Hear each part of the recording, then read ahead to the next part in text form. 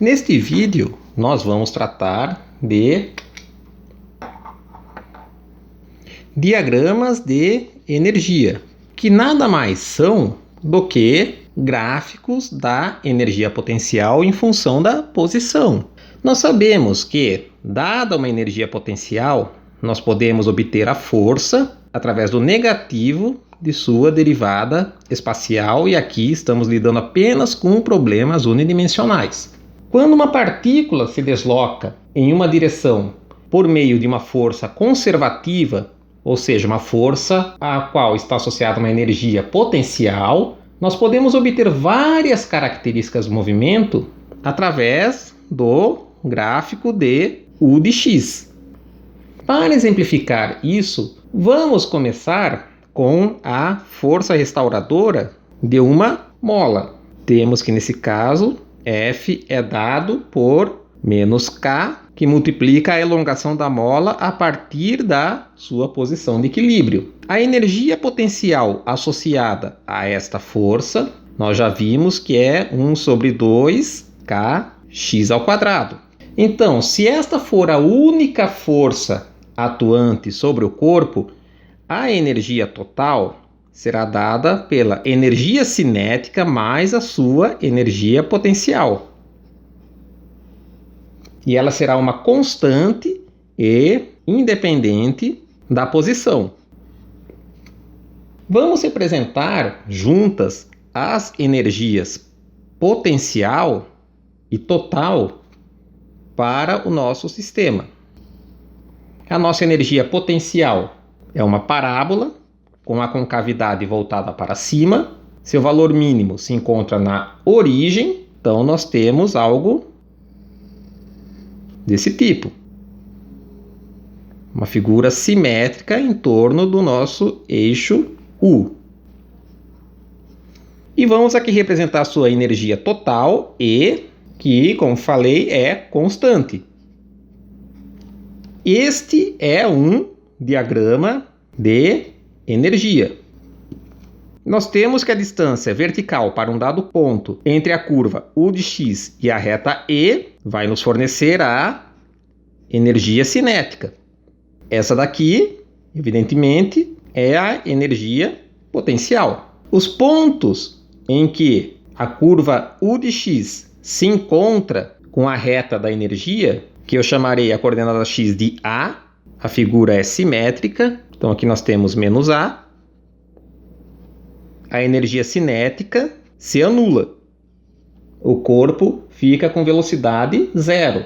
E esses pontos nos fornecem a amplitude do movimento.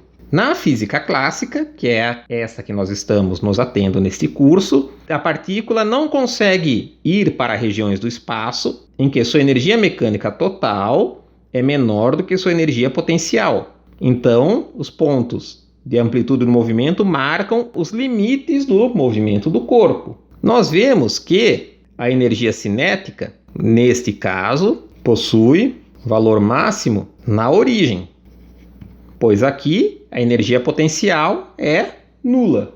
Este aqui é um ponto de equilíbrio. Veja que nós estamos tirando uma série de conclusões do movimento analisando a energia potencial em comparação com sua energia total.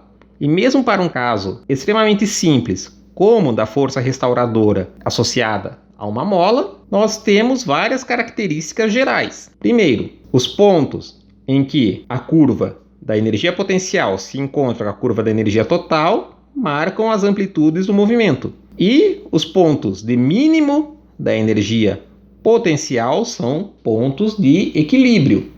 Uma vez que a força está associada à derivada espacial da energia potencial, que por sua vez está relacionada à reta tangente à energia potencial em um dado ponto, nós temos que, para x menor do que zero, a força será positiva, apontando para a origem. Então, ou seja, nesta região, nós temos uma força desse tipo. Para x maior do que zero, nós teremos uma força negativa, mas também aponta para a origem. Neste caso, nós temos a força desse tipo. Estas são as características de uma força restauradora. Ela tende a restaurar a situação de equilíbrio, que neste caso é quando a partícula se encontra na origem. E qualquer mínimo da energia potencial corresponde a uma posição de equilíbrio estável. Significa que se a partícula está nesta região, neste ponto de equilíbrio estável, e nós fazemos um pequeno deslocamento dela, ela tende a voltar para esta região. Agora vamos considerar uma situação mais geral, onde expandiremos as conclusões às quais chegamos analisando a força restauradora. Vamos aqui supor que nós temos, então, uma outra dependência funcional da energia potencial,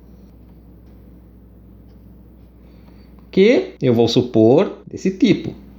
Devemos nos lembrar sempre de que a força é dada pelo negativo da derivada de U com relação a x. Vamos assinalar alguns pontos especiais.